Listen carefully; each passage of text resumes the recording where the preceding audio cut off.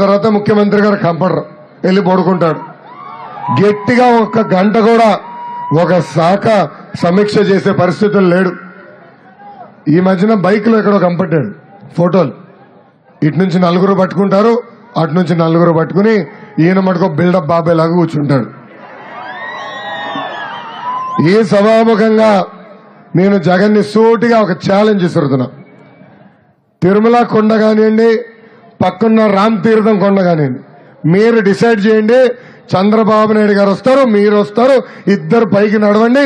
ఎవరు ముస్లింలో ప్రజలకి అర్థమైపోతుంది.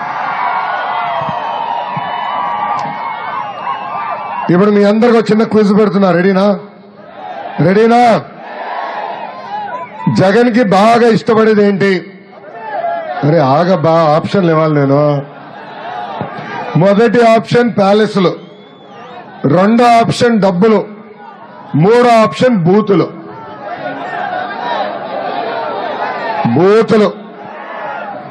ఎవరన్నా మనం లేస్తే పొద్దున్న లేచిన సుప్రభాతం వింటాం, లేదంటే మంచి పాటలు వింటాం. కానీ జగన్ లేచిన వెంటనే బూతులు వింటాడు తల్లి. రాత్రి జగన్ హాయిగా పడుకోవాలంటే బూతులన్నీ పడుకుంటాడంట.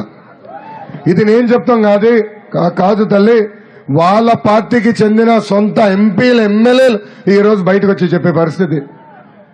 ఏకంగా ఇక్కడున్న ఎమ్మెల్యేని ఎందుకు పంపించేశాడు తెలుసా? ఆయనని, చంద్రబాబు నాయుడు గారిని, లోకేష్ ని బూతులు తిట్టమన్నారంట.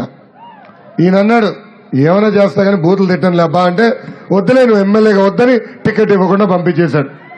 ఇది ఈ రోజు నియోజకవర్గ పరిస్థితి. ఎన్నికల ముందర నవరత్నాలు అని చెప్పాడు, ఇప్పుడు బూతుల రత్నం ఇస్తున్నాడు. మొదటి బూత్ రత్నం ఎవరికి ఇచ్చాడు తెలుసా? ఎవరు? దానికి ఇక్కడ చాలా మందికి తెలీదు. 10th క్లాస్ పేపర్ లీక్ లో జగన్ ని పోలీసులు పట్టుకుని హైదరాబాద్ లో ఉన్న పంజగుట్ట పోలీస్ స్టేషన్ లో చితకబాదారు. చాలా మందికి తెలియదు ఈ విషయం. అందుకే ఆనాడు జగన్ అనే వ్యక్తి నాడు నేడు కార్యక్రమం చేస్తే అందరూ ఎంత బాగా చేస్తున్నారు అనుకున్నారు. 32,000 పాఠశాలల్లో